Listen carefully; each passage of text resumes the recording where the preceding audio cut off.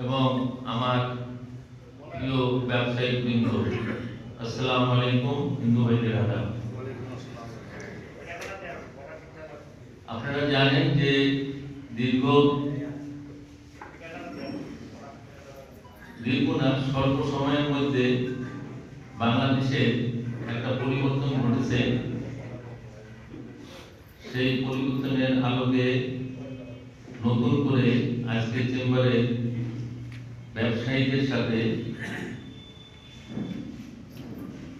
প্রশাসনের সাথে মত বিনিময় এবং আমাদের মাঝে উপস্থিত আমাদের মধ্যমণি রয়েছে, তার সাথে আমরা ব্যবসায়িক মত বিনিময় করব। সেই জন্যই আজকে এই অনুষ্ঠানটি এবং পরবর্তীতে আরেকটি অনুষ্ঠান রয়েছে। আপনারা জানেন যে আলুরকুয়া মোড়ে ৬টি দোকান অগ্নিকাণ্ডে ক্ষতিগ্রস্ত হয়েছে এবং মহেন্দ্রনগরে ৪টি দোকান অগ্নিকাণ্ডে ক্ষতিগ্রস্ত হয়েছে। এই 10টি দোকানের ব্যবসায়ীদের আমরা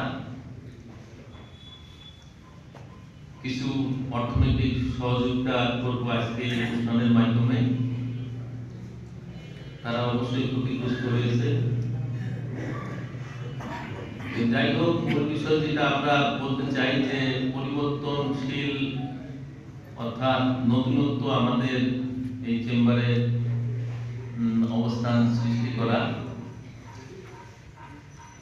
এখন আমি মনে করি যে আমাদের যিনি প্রধান অতিথি, তার দীর্ঘ দিনের যে মেধা প্রজ্ঞা বা তার যে দূরদর্শিতা, এটা আমরা সকলেই লক্ষ্য করেছি। আমরা আশাবাদী যে তার দ্বারা গোটা লালমনিরহাটের ব্যাপক উন্নয়ন করা সম্ভব। সেই সুবাদে যে ব্যবসা হচ্ছে অর্থনৈতিক চালিকা শক্তি, আর রাজনীতি হচ্ছে দেশ পরিচালনায় তারা মানে ভালো অবস্থানে থাকবেন। অর্থনীতি এবং রাজনীতি দুটো কিন্তু একে অপরের সাথে অঙ্গাঙ্গিভাবে জড়িত। যদি রাজনীতি ভালো হয় তো অর্থনীতিও ভালো হবে। এই সুবাদে আমরা যারা ব্যবসায়ীরা আছি লালমনিরহাট সদরে, আমাদের উচিত যে আমরা যেভাবে ব্যবসা করে আসতেছি, ব্যবসার মধ্যে অবশ্য ভুল আছে, অস্বীকার করার না।